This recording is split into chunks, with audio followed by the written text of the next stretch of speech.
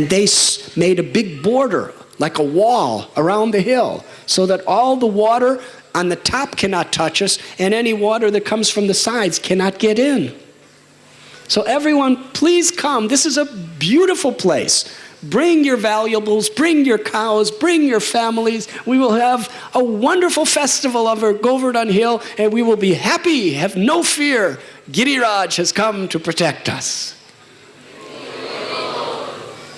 Krishna's words were like a string of sweet encouragement that were like a necklace of nectarine jewels that decorated the hearts of all the Brijabasis. They all, smiling, came with their cows, their calves, their family, everyone, their Brahmins. They came to Shri Giriraj. And underneath the hill, everyone beheld the beauty of Krishna. Everyone relished the beauty of Krishna. And his eyes, like blooming lotus petals, were gazing directly at each and every devotee. Every gopa, every gopi, every cow, everyone under Govardhan Hill was feeling that Krishna is directly looking only at me, reciprocating with their love completely. Krishna was surrounded by his loving associates. Rohini Devi, seeing this glorious form of Giridhari, overwhelmed with tears of ecstasy, embraced her son, Sri Balaramji. The gopis, they were like chakori birds, gazing at the moon-like face of Giridhari. His lips, which are bright red like the bimba fruit, smiled upon the gopis, and everyone. It was a festival, the festival of the lifting of Govardhan Hill. Everyone experienced the greatest joy. Madhu Mangal wanted to lighten the situation. So he, for the pleasure of Krishna, spoke. He said, Krishna, you've been holding this hill for a long time. If it gets heavy, just give it to me. I'm a Brahmin. I have tejas. Just let me hold it up with my stick and you could rest anytime you like. It is not a problem. Yashoda Mai, she was seeing everything according to her own loving motherly affection. She said, Gopal, why did you do that? You're so restless. You're so uncontrollable. You insulted the demigod Indra. What auspicious thing do you think could possibly happen when you disrespect the demigods, the universal controllers? And then she looked at Krishna and she saw his finger. And she was thinking how much it must be in pain in his hand, in his body. She began to massage his finger and kiss his hand. She's like, your hand is as soft as butter. And Govardhan Hill is hard. It's hard like a mountain. With folded hands, she prayed to Giriraj.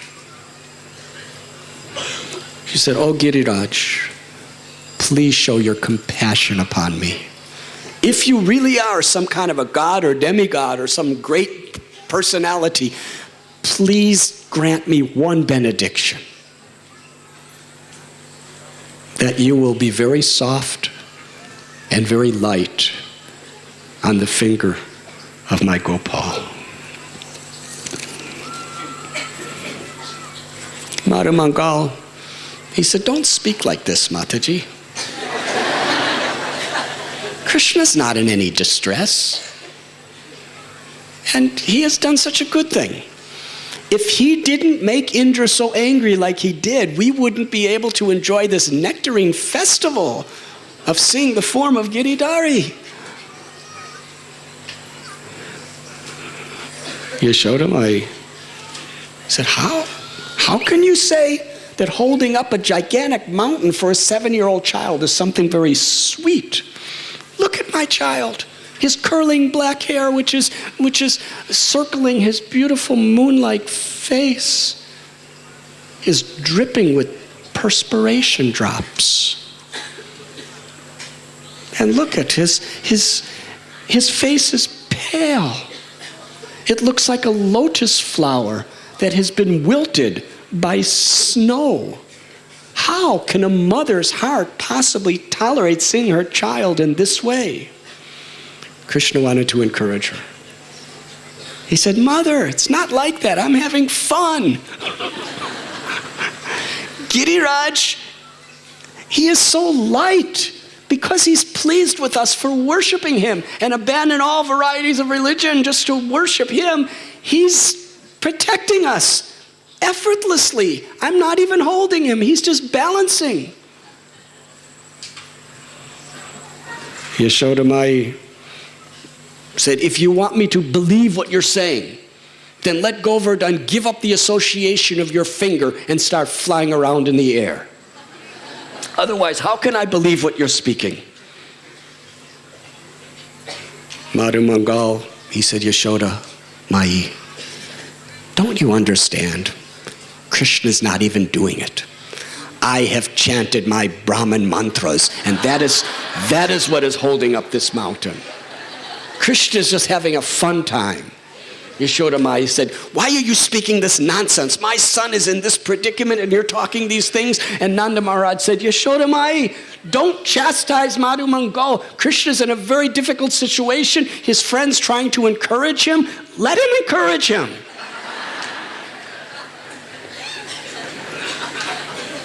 All the Brijabasis stood there admiring the super excellent, all attractive darshan of Krishna in his threefold bending toe form, holding the Govardhan hill with one hand, and the thumb of his right hand was in his dhoti, his outer cloth. Beautiful. The Brijabasis were looking. Those sweet tinkles of the ankle bells that they would always relish hearing were now completely silent as Krishna stood, practically motionless, only moving his head and his eyes. Then the Brijabasis took note. Krishna's only desire is to give pleasure to his devotees. With one hand, he was holding his Govardhan hill. With his right hand, he took his flute, placed it to his lips, and played sweet songs. The Brijabasis were charmed by the song of Krishna's flute as he gazed upon each one of them, and each one was thinking, Krishna's looking at me. He's playing his flute for me. Every calf, every cow, every bull, every gopa, every brahman, everyone. Madhu Mangal became very worried. He said, Krishna, don't play your flute. We have seen what happens when you play your flute.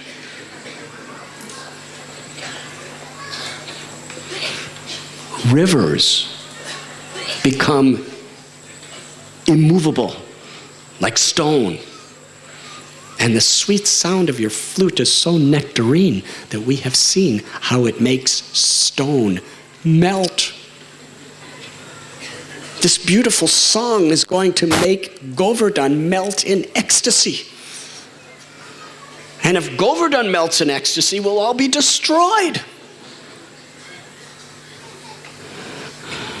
Another Gopa said, no, don't worry. Govardhan Giriraj is very sober. A sober person, even if he's feeling symptoms of ecstatic love, still he's willing to restrain them for the welfare of others. Another Brajabasi turned to Srimati Radharani. He said, "Oh Radhika, Krishna's glancing at you.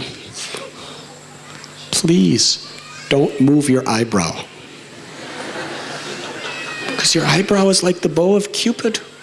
If you move your eyebrow, Krishna will become so attracted, his hand will start trembling, and Govardhan Hill will fall on all of us. Cause our death." Another Brajabasi said, "Look at Krishna, this huge, gigantic mountain that towers into the sky, and he's playing with it like a little ball, like a child plays."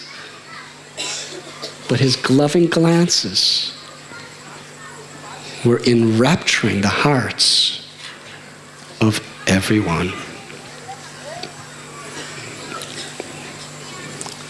Srimati Radharani glanced at Krishna.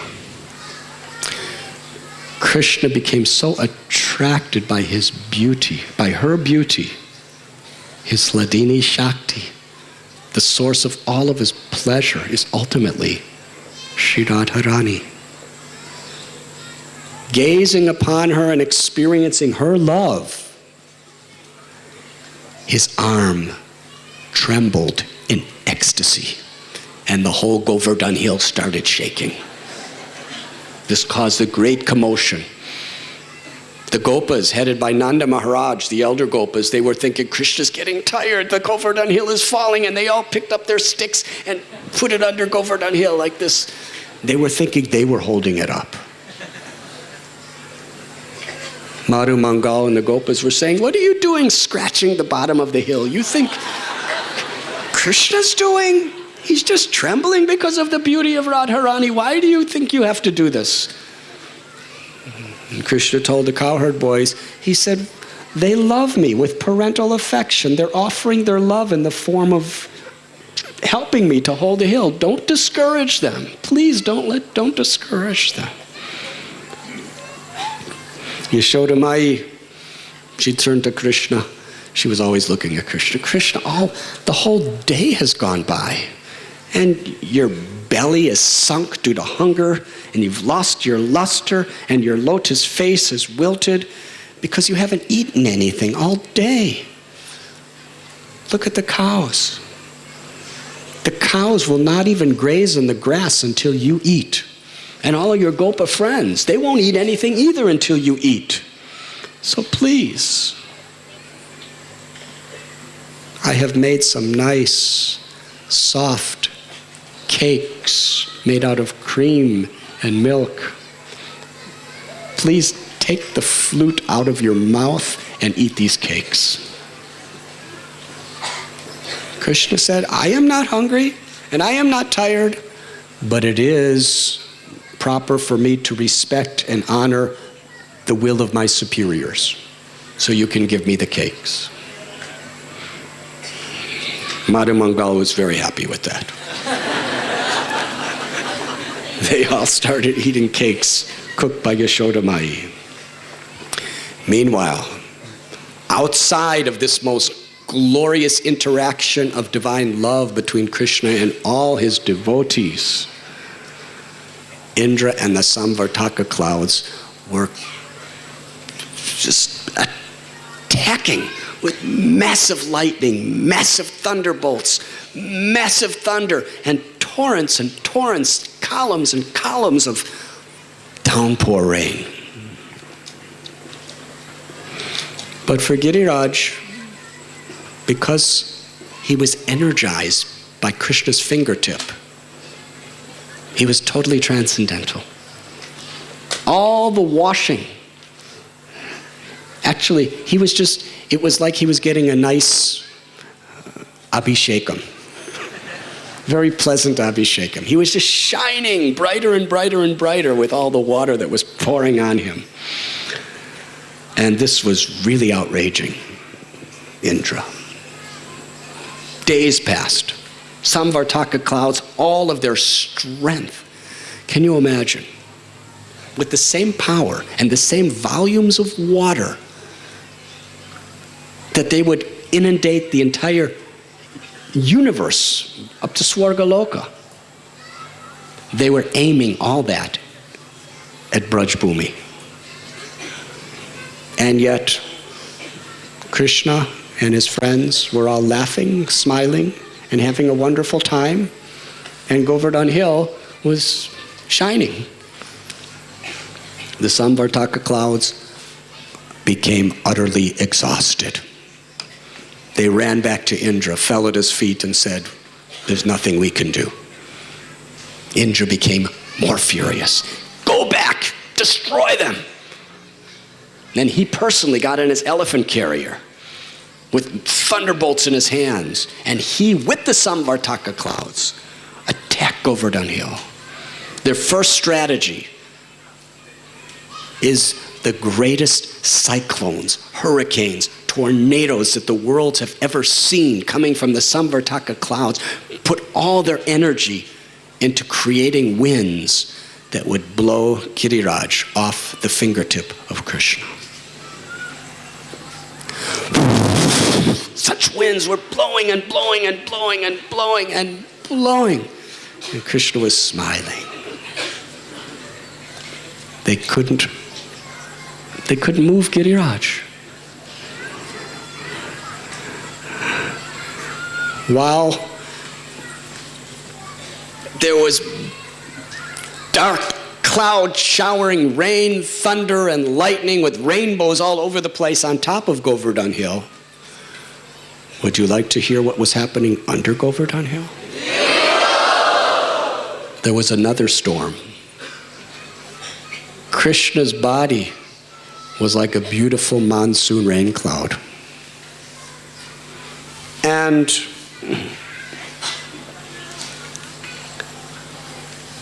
the gopis, who had beautiful golden complexions, were like streaks of lightning in that rain cloud. And Krishna's Kaustuba jewel emitted light that completely illuminated everything and everyone under Govardhan Hill.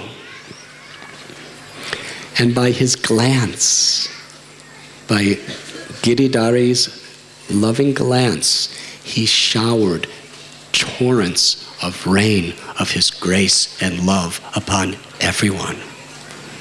And there was also a rainbow in the form of the peacock feather on Giriraj's head. All the rasas of all the different types of devotees were being perfectly reciprocated by Krishna. To Radharani and the gopis, they were glancing at Krishna, and Krishna was glancing upon them. That glance of Krishna penetrated through their eyes into the core of their hearts, and in the core of their hearts, they were embracing Krishna and experiencing the ultimate union with their beloved. And the cowherd boys, gopas, they were laughing with Krishna. They were joking with Krishna. Krishna was smiling upon them, glancing upon them, joking with them, fulfilling all of their innermost heart's desires. And the servants of Krishna, those in Dasiras, like Raktak, Patrak, they were serving Krishna in all different little ways by bringing Krishna this and bringing Krishna that, and Krishna was reciprocating them. And those with parental affection, Krishna was reciprocating with them perfectly. This scene under Govardhan Hill is so amazing. For those 7 days and 7 nights, Krishna fulfilled everyone's desires. Krishna would be with the cowherd boys in the day, but then all night long they were suffering separation from Krishna in love. And in the daytime, When Krishna was out with the cowherd boys, the gopis and the gopas with parental affection, and even Madhurya Ras, all the day they were feeling intense separation from Krishna. They would just be waiting to hear the sound of Krishna's flute coming closer, to see the dust of the hooves of the cows or the calves on the horizon, knowing that Krishna will soon return. Yes, but under Giriraj, all the residents of Vrindavan, to their full satisfaction, were perfectly and fully reciprocating with Krishna 24 hours a day in such a personal, intimate way.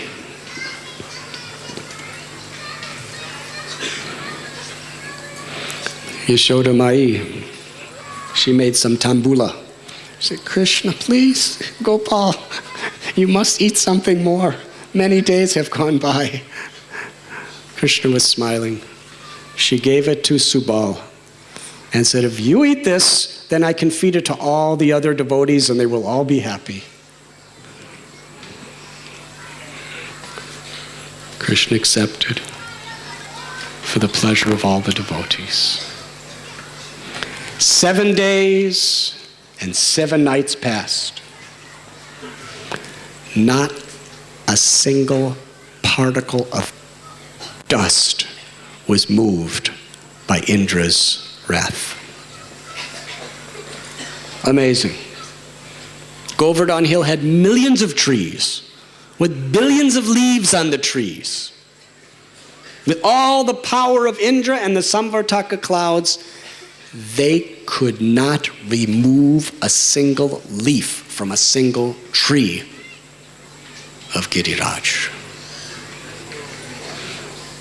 They could not uproot or even bend a single blade of grass on Giriraj. Why? Because they were connected to Krishna's little fingertip. They were energized. They were experiencing such a higher taste, param dristvani vartate, that they didn't care anything for Indra or the Samvartaka clouds or anything else. If Krishna wants to protect us, there is no power that can harm us. Those 7 days, and how Krishna, he did this just to totally destroy the pride of Indra. Here he is, the king of heaven, with such power, knowledge, and authority.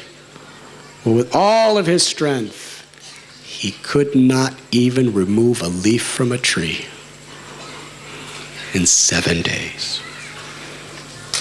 When Indra saw this, that 7 days were like 7 millenniums of agony and pain for Indra. But those 7 days were like 7 joyful hours for the Brijavasi under Govardhan Hill. Samvartaka clouds, exhausted, they fled. Indra, exhausted, understood he could do nothing. Then he realized, this is the Supreme Personality of Godhead. His pride was crushed. He became thoroughly ashamed and left that place. The sun came out. The sky was clear. And Krishna told all Brijavasis, just see, everything is very nice, the sky is clear. Now you can all return to your homes. Nobody wanted to return to their homes. But it was Krishna's will. So they started going happily, dancing, singing the glories of Giridhari. They went to return to their homes. The cows, they went with the gopas from outside the hill, but then they looked back at Krishna standing in his Giridhari Swarup, and immediately they came running back. They could not leave his association. But then just by moving his head, he herded them all out They all returned to their homes, and Krishna effortlessly just dropped the hill on the ground. Just very, very gracefully. When he came out from under, Balaram, so proud of his brother, embraced him. He showed him Mai. She massaged his finger, massaged his hand, massaged his arm, started kissing his different limbs, trying to revitalize them. Rohini Devi offered arti to Krishna and Balaram, and the gopis glanced at Krishna in conjugal love, while the cows with tears of affection gazed at Krishna. Should I continue? Meanwhile, Indra was utterly ashamed at what he had done. He approached his guru, Brihaspati. What should I do now? Brihaspati said, you tried to destroy the Supreme Personality of Godhead and all his cows and all his devotees and everyone? This is serious aparad.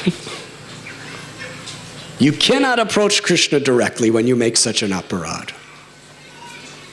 You must approach one who is dear to Krishna. If a devotee of Krishna who loves Krishna begs on your behalf to be forgiven, then only will Krishna consider you. You should go to Surabhi, the mother of the cows. She is very dear to Krishna. This is a very important lesson. Every one of us have offended Krishna since time immemorial, by claiming his property to be our own, by violating his will,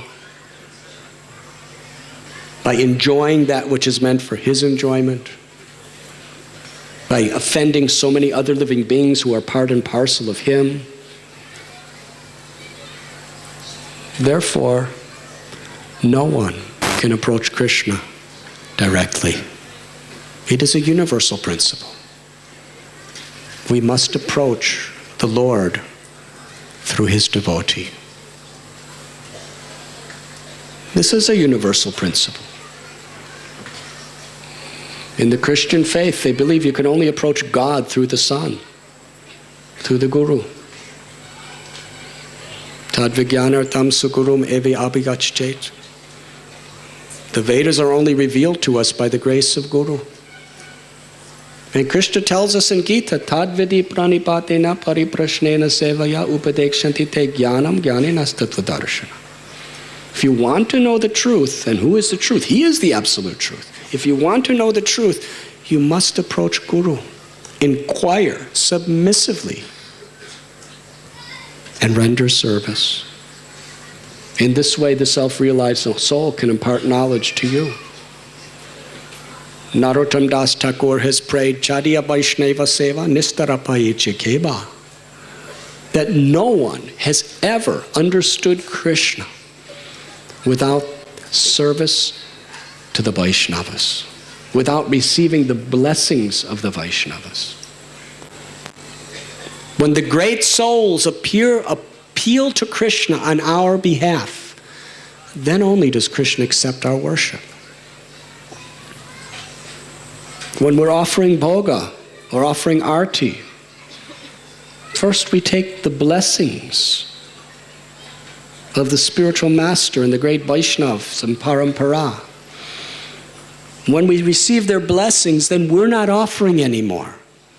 We're just instrumental, making the offering on their behalf. Then Krishna will accept. He will accept the pure love of his pure devotees. But we have to be sincere. So here is the great King of Heaven with all of his luxurious ornaments and fine clothes. And he's approaching a cow, a lady. And he's falling at her lotus-like hooves and begging for her mercy. Please intervene in my life and offer my prayers to Krishna. Surabi, very compassionate. It's the nature of a Vaishnava. A Vaishnava is willing to forgive even horrible offenses of a person if they see that that person is sincere. Indra was sincere. The other day we discussed Jagai and Madhai. Nityananda Prabhu appealed to Lord Chaitanya, please forgive them. He was in the role of a devotee of Lord Chaitanya. When Madhai approached Lord Chaitanya directly, he was about to kill him. But when Nityananda Prabhu intervened and begged to forgive, then only Lord Chaitanya forgave. But Madhai was sincere. He was willing to give up his bad habits and his offenses and take to the process. So when a Vaishnava sees a person is actually sincere, willing to give up their bad habits and take to the process of pure bhakti,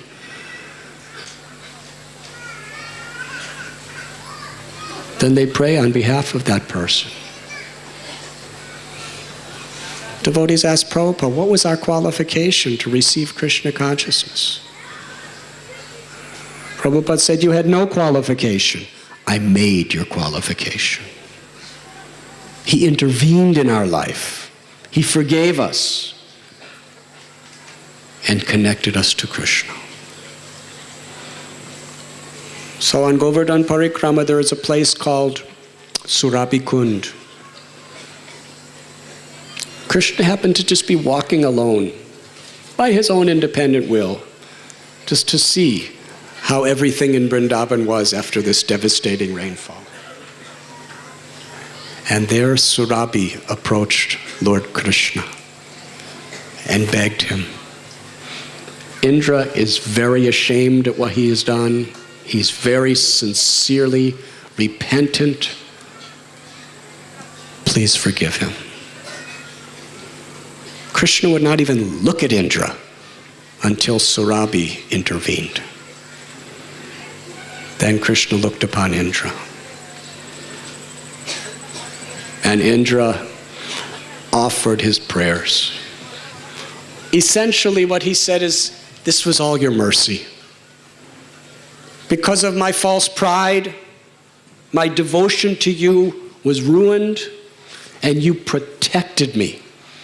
Just like you protected all the residents of Vrindavan by holding up the Govardhan hill, you protected me from the from the torrents of, from the deluge of pride that was destroying me.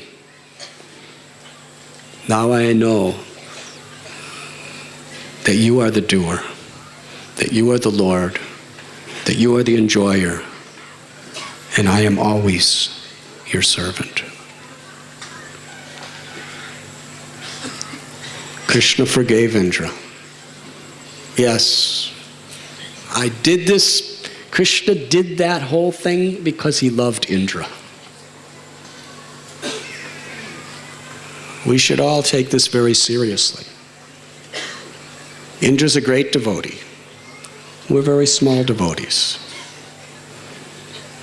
Indra has a lot to be proud of. We have so little, if anything, to be proud of.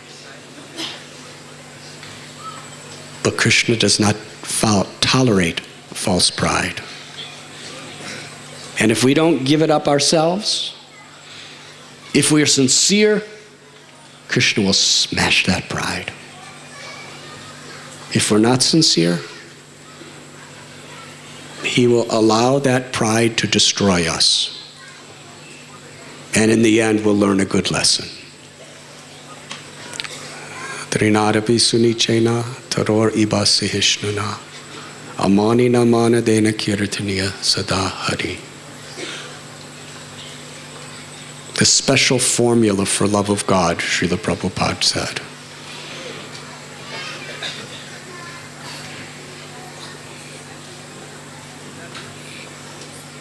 Theoretically, it's easy to learn this verse, but to apply it is the greatest challenge and the greatest necessity of our life. If we are humble like a blade of grass, striving to be so, tolerant like tree, willing to offer all respect to others and expect none in return, Krishna will reciprocate with our sincerity, with our humility, with our forgiveness. And he will manifest himself within his holy name. And then only can we chant constantly.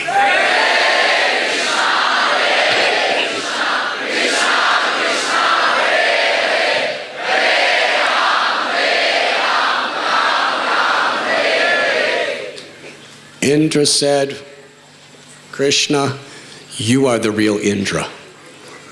We would like to do Abhishekam to make the whole world know that you are the Lord of all lords.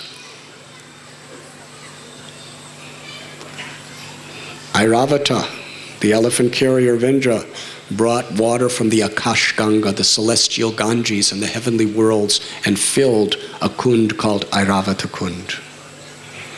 And then where Govinda Kund is now, they performed the Abhishekam for Krishna.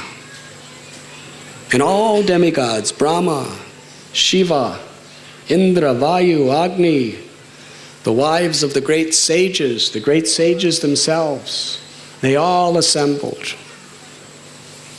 bathing Krishna with celestial waters. Surabi bathed him with nectarine milk. They offered arti. Brahma was the pujari offering arti. Shiva was offering prayers.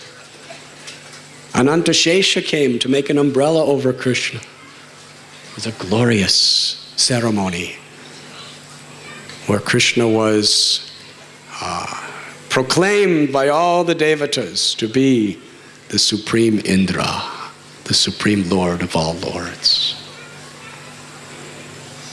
After they left at Govinda Kund, the cowherd boys happened to be playing and they came by. And some of them actually saw the demigods doing that. This was very, very exciting for them. They saw these big, beautiful demigod ghee lamps and paraphernalia. And all the cowherd boys, just playfully, they put Krishna Krishna was on his little throne, and they started imitating the demigods by offering the puja and laughing and dancing and telling jokes to Krishna, and Krishna was ecstatically reciprocating with them. The demigods looked down, and when they saw the spontaneous nature of how the little cowherd boys were worshiping Krishna, they felt totally fallen. That their worship was so ritualistic.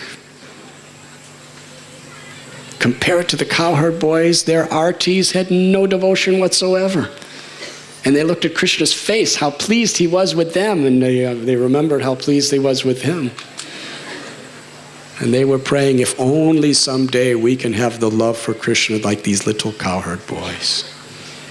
And they were screaming and yelling like they were playing arti. And it was so happy.